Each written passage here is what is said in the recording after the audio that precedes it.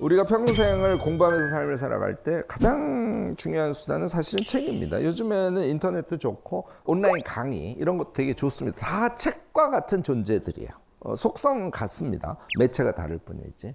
그래서 책을 잘 읽는 우리의 습관을 몸에 붙이는 것이 이제 엄청 중요합니다. 자기 나름대로 특성 같은 게 있으세요? 책을 읽을 때 나는 이런 특징이 있다. 주로 제일 많이 읽게 되는 게 희곡이나 대본으로 돼 있는 그렇죠. 걸 많이 읽는데 읽을 때 옆에다 뭐 꼭 적고 싶어지거든요. 이렇게 뭐 대사를 뭐 추가하고 싶거나 아니면 다른 단어로 바꾸고 싶거나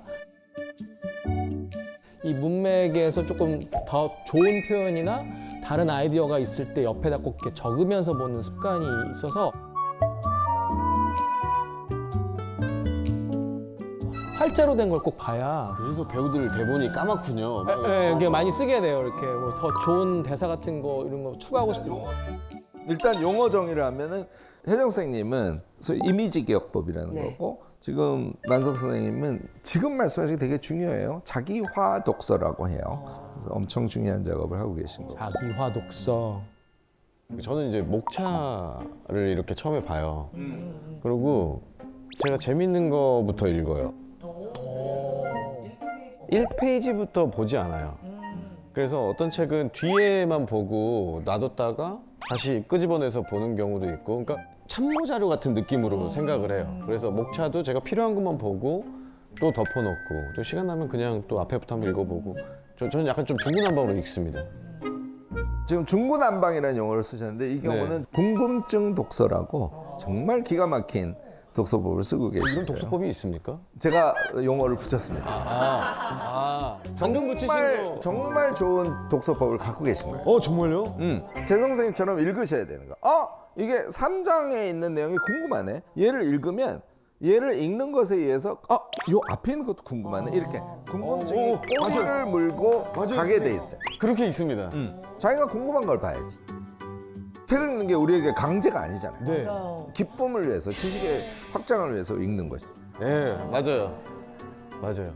그런데 책을 읽었어. 엄청 열심히.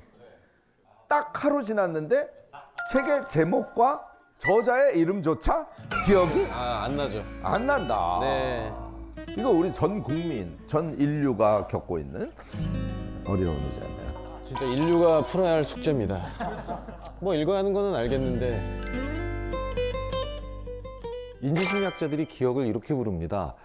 인간의 기억은 무언가를 경험하고 난 뒤 자기의 이해와 평가를 저장해놓고 그걸 기억이라고 부른다.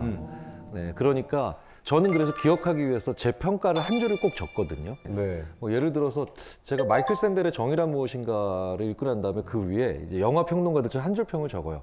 그러니까 그때그때마다 고민하란 얘기, 크크크, 뭐 이런 거. 저 되게 좋은 것 같습니다. 네네네. 그 다음에 뭐 뇌과학 책을 읽으면 그러니까 기술 개발은 뒤로 갈 수도 있다는 얘기, 허허허, 뭐 이렇게 이제 적어 놓으면 신기하게 또 읽었던 내용들이 다시 이렇게 흔들려서 다시 재구성되듯이 나오거든요.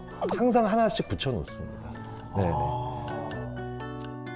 우리가 독서, 공부 등과 관련해서 체크해야 될 이슈들이 지금 다 나왔거든요. 특히 마지막에 김경일 교수 말씀하신 부분의 정말 핵심은 자기식으로 이해한 것의 엑기스가 내 이 속에 살아있으면 다른 기억들도 우리의 지식으로 들어올 수 있다. 뭐 이런 말씀을 해주신 거고요. 그래서 책을 읽을 때 명시화 기법을 쓰면 엄청 기억하거든요. 책 한 권을 여러분들 다 외워서 10분 만에 책을 쭉 설명할 수 있게 돼요. 너무너무 기대되죠. 오늘 그 기법을 완전히 익히실 거예요. 그런데 답은 너무 심플해요. 오늘부터 책을 읽으실 때 눈동자를 움직이면서 읽어보세요. 눈동자를? 자, 지금부터 왼쪽에서 쭉 눈동자를 움직이면서 읽는 거예요. 시작.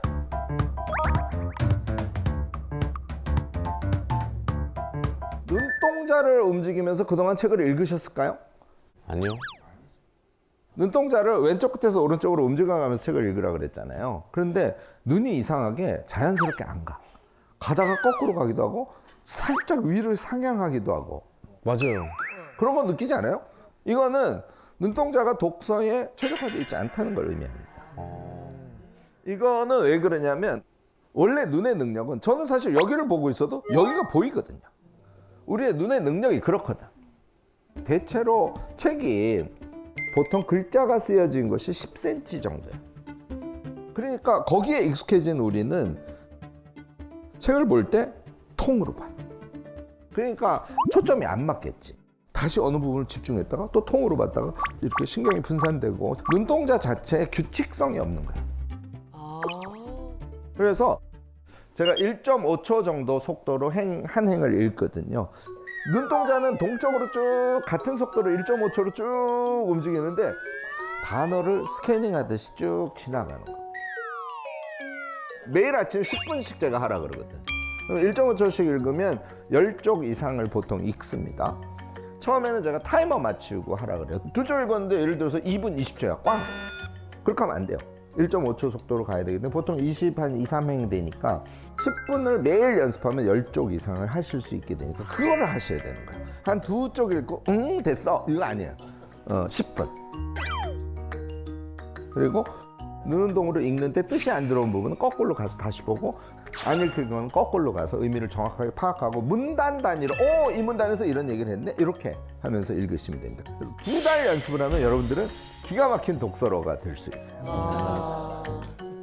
우리 큰애 이름이 주영인데 책을 엄청 읽어놓으니까 수능 시험을 보는데 지문이 엄청 나오잖아요. 당연히 빠른 속도로 읽죠. 그러니까 맞출 가능성이 높을 거 아니에요. 우리 큰아이가 수능 볼 때 국어 시험이 되게 어려운 시기였습니다. 만점. 와. 뉴스에서 저희가 봤던 그렇게까지는 아니고. 사실 근데 책을 읽으면서 공부 잘하는 학생이 될 수 있어요. 정말요? 제가 이걸 생각 독서법이라고 하는데요. 우리가 책을 읽을 때 생각 독서를 한다는 것은 이것을 의미합니다. 순간의 생각. 책을 읽으면서 순간 생각. 이런 내용이네? 그러면 쭉 읽으면 순간의 생각을 여러 번 할 거 아니에요. 얘를 쭉 읽는 거를 생각의 이음? 이렇게 제가 그냥 쉽게 이름을 붙였습니다. 그러면 여러분들 책을 읽으면서 고개를 드세요, 혹시? 책 읽다가요? 저는 이제 이해 안 될 때 한 번씩 드는 것 같긴 한데 이게 뭔 말이지라고. 사실 실제로 머리를 들라는 얘기는 아닐 수 있어요. 사람의 습성에 따라서 밑을 보고 그런 얘기구나 이럴 수도 있고 이렇게 해서 이럴 수도 있고 책을 보면서 그런 얘기구나 이렇게 할 수도 있죠. 근데 책을 읽은 것을 그냥 버리지 말고요. 순간순간 이런 내용이구나 하고 순간에 생각을 해주는 거. 그다음에 세 쪽 읽고 이런 얘기 저런 얘기 저런 얘기 저런 얘기 저런 얘기 이렇게 생각을 이어줘요. 그러다가 스스로 맥락이라는 걸 이해하게 되고 그것에 의해서 생각력이 엄청 발전하고. 제가 이제 이렇게 얘기를 하면 아이고 교수님 그 생각을 나도 해보려고 했는데요. 세 쪽 읽고 앞에 뭔 내용이었지? 다시 가서 봐야 되고. 그래서 결국은 짜증나서 교수님 때문에 책을 더 못 읽게 됐어요. 이런 분들이 꼭 나와요. 그러니까 첫날은 요 앞에 페이지에 읽었던 게 기억이 안 나서 다시 보고 했네. 사흘을 했더니 똑같은 반복을 한 거예요. 근데 요번엔 앞에 페이지가 기억이 나네. 20일을 했더니 이제는 책을 최소한 10쪽 읽은 것은 생각의 이음으로 내가 이 얘기 되네. 이게 반복에 의해서 자신의 상태를 차이나게 만들어주는 과정이에요. 걔를 생각을 쭉 이어보는 거야. 첫 번째 수업에서는 이게 핵심, 저거 핵심. 이러면 그와 관련된 다른 자료들을 읽을 때도 너무 쉽게 읽히고요. 공부가 일단 재밌어집니다.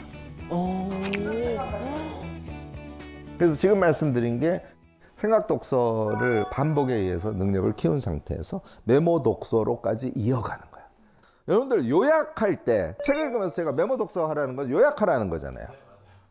요약할 때 힘들어하지 않아요? 와 그거 요약하는 방법을 학교에서 배운 적이 없어요. 없죠. 그러니까 그것도 자기한테 맞게 요약을 해야 되는데 저희 때는 선생님의 주입식 교육이어가지고 자 선생님이 요약해 줄 테니까 적어라고 해가지고 적은 거예요. 맞아. 여기 별표, 그다음에 돼지꼬리 땡땡 뭐 이렇게 하면서 딱. 사실 우리가 그렇게 교육을 받았거든요. 심지어는 요새는 아이들이 쓰는 거 귀찮아한다고 다 프린트로 나눠줘. 그러니까 아이들이 실제로 요약하는 걸 경험할 수가 없어요. 요약할 기회가 없으니까. 그래서 책을 읽는데 요약을 하세요 그러면 대부분 공통적으로 하는 질문이 그거예요. 내 요약이 맞나요? 내가 요약이라고는 했는데 확신이 안 들어. 그러니까 이게 맞는지 아닌지 모르겠어. 메모 독서법은 자, 생각의 이음에 의해서 자기에게 남은 부분만 메모를 하는 것입니다. 메모는 어떻게? 극단적 요약 수준으로 하는 겁니다. 책이 거의 대부분이 한 개의 장이 50쪽 전후로 돼 있어요. 책을 무려 10쪽을 읽고 한 줄만 쓸 수 있어. 키워드 3개 쓰면은 한 줄이 되잖아요. 그리고 또 10쪽 읽고 또 한 줄. 얘를 300쪽짜리 책이라고 치면 한 권을 읽은 다음에 우리가 메모가 몇 줄 나온다? 30줄. 무슨 얘기냐면 책에는 이렇게 쓰여져 있지만 그것을 이해하는 건 자기 마음대로거든.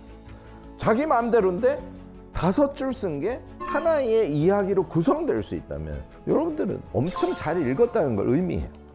요걸 경험하면 아, 요약에는 답이 없구나. 내가 중요하게 생각하는 것이 답이었구나. 그러면 어느 순간부터 자기가 쓴 5줄을 가지고 자기 그걸 서사라 그러는데 자기 스토리를 엮어서 말을 한다니까? 제가 해볼까요? 와. 내가 미움받을 용기라는 책을 읽었더니 공동체 감각이라는 엄청 중요한 철학적 개념이 나오는데 그것을 하려면 자기 수용을 해야 되고 타자 신뢰를 해야 되고 결국은 그럼 우리의 삶의 철학이 타자 공헌적 삶으로 간다라는 이야기를 아들러를 빗대서 키시미치로라는 학자가 이야기를 했단다 얘야. 제가 오늘 얘기한 눈동 독서, 생각 독서, 메모 독서까지. 자, 책을 읽었어요. 메모를 통해서 각인시켰어요. 자기 것으로 소화가 됐어요. 그걸 말로 했어.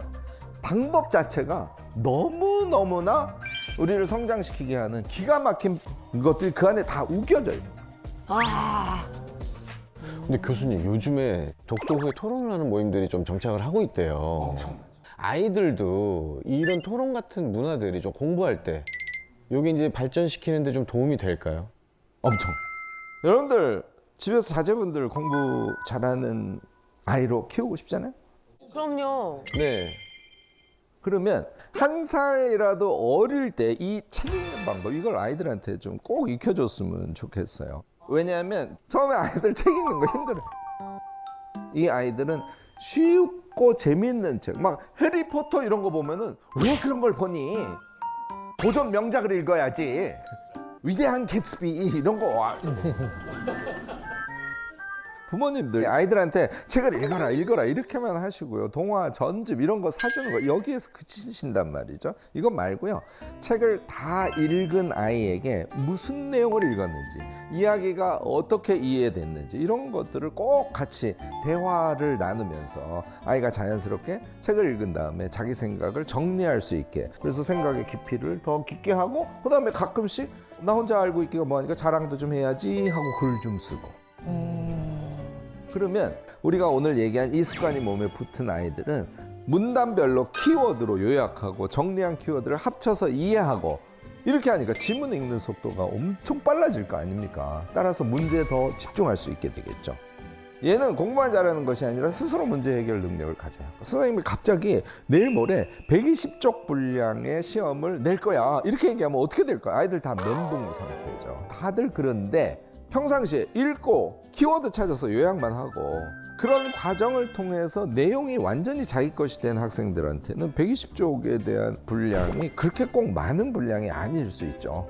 공부 잘하는 학생이 되는 첩경이 저는 사실은 책을 읽고 요약하고 그다음에 글을 써보고 말하고 토론하고 이런 것이라고 생각하죠. 고등학교 때 이걸 하려면 너무 늦어요, 사실은. 그래서 제가 한 살이라도 어릴 때 습관을 들이는 게 중요하다 이렇게 여러분들께 강조를 하는 것이죠. 사실 근데 부모님들이 이 독서 습관을 먼저 들이시는 게 좋겠어요. 그러면 아이들과 함께 할 수 있지 않습니까? 아이들도 좀 더 신나서 할 수 있으니까 꼭 여러분들이 먼저 나서서 해주시는 것을 권하고요. 자, 그게 여러 가지 상황상 안 돼. 그럴 경우에는 요즘에 독서 토론 프로그램 얼마나 많습니까? 그리고 아이들의 문해력이 문제라면요, 방과후 교육이라든지 교육 프로그램 이런 것들이 한국 사회에 비교적 지금 잘 돼 있단 말이죠. 좋은 프로그램 선택하셔서 도움을 꼭 받아보시는 것, 이것도 나쁘지 않을 것 같습니다. 제가 쓴 걸 하나 보여드릴게요. 이게 이제 인생 지도라는 거예요.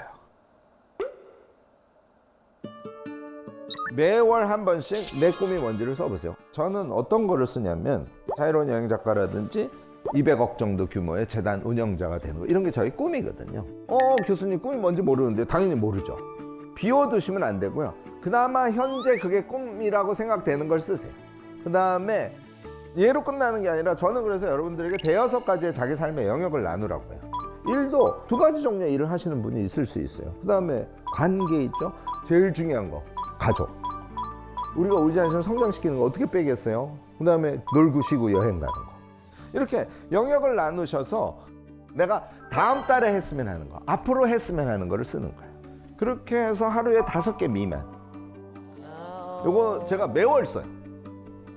제가 말씀드린 계획이라는 거는 이게 이제 배에서는 조타 한다 그러죠.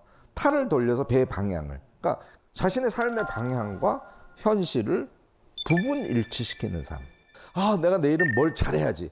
이것만 있는 것이 아니고 나의 꿈의 방향과 관련된 뭔가를 하나 20분이라도 끼워 넣나? 이런 게 좋다지. 이걸 하지 않으면 자기 꿈하고 자기의 일상하고는 따로 놀지. 매일 꿈은 잊어버리고 매일 급박한 일만 열심히 하지. 자, 여기다 제가 한 가지 꼭 강조하는 게 있어요. 경영학에서 너무 많이 쓰는 용어죠. CSF라고. 핵심 성공 요인이라는 거예요. 내가 5가지를 세웠어. 어떤 사람을 10시에 내가 물건을 팔기 위해서 만나기로 했어. 그러면 10시 누구 미팅 이렇게 써놨을 거 아니야. 거기다가 괄호치고 핵심 성공 요인을 써보는 거야. 뭐 예를 들어서 상품 얘기 절대로 하지 않기. 그러니까 예를 들어서 탁구를 쳐. 근데 백스윙도 힘이 엄청 들어가. 실제 잘 칠까? 아니, 어느 포인트에 힘을 주고 전체적으로 어떻게 힘을 빼는지. 메시가 종일 그렇게 뛰면 죽지.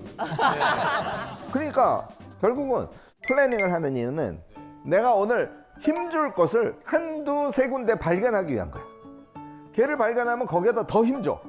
핵심 성공 요인이 무엇인지를 생각하는 걸 아침에 하라는 얘기지. 와, 힘주기 위한 힘 빼기가 정확한 표현인 것 같습니다. 모든 행위를 할 때 우리가 핵심 성공 요인이라는 걸 제대로 생각하느냐, 이거를 여러분들 꼭 체크하셔야 됩니다. 그래서 아침에 플래닝하는 것은 좋다, 방향성을 생각하는 것이고, 거기에다가 특히 자기가 중점을 두는 그날의 일에 나의 핵심 성공 요인, 내가 그거 할 때 힘줄 곳이 어딘지 얘를 생각하는 것이다, 이렇게 생각합니다. 그 메모가 지금 점점 엄청 디테일해져 가고 있네요. 그러면 인생 목표를 세웠어요. 당연히 월간 단위가 있고 주간 단위가 있잖아요.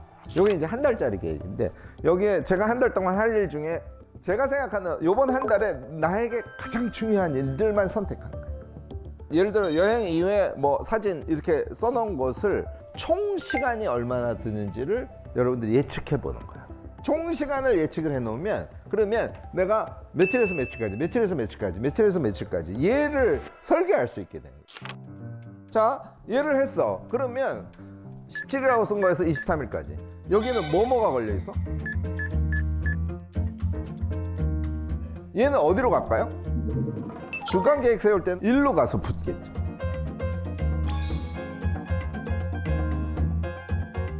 결국은 나의 주간 계획, 이것이 나의 아침의 플래닝으로 이월돼서 들어오는 구조예요. 재밌을 것 같아요. 네. 하나의 게임을 하는 것 같아요. 그렇습니다. 네. 한 번만 딱 하면 그 다음에 너무 쉬워요. 얘를 안 하면 뭔가 내 삶이 구조적이지 않은 것 같아서 오히려 불안해져요.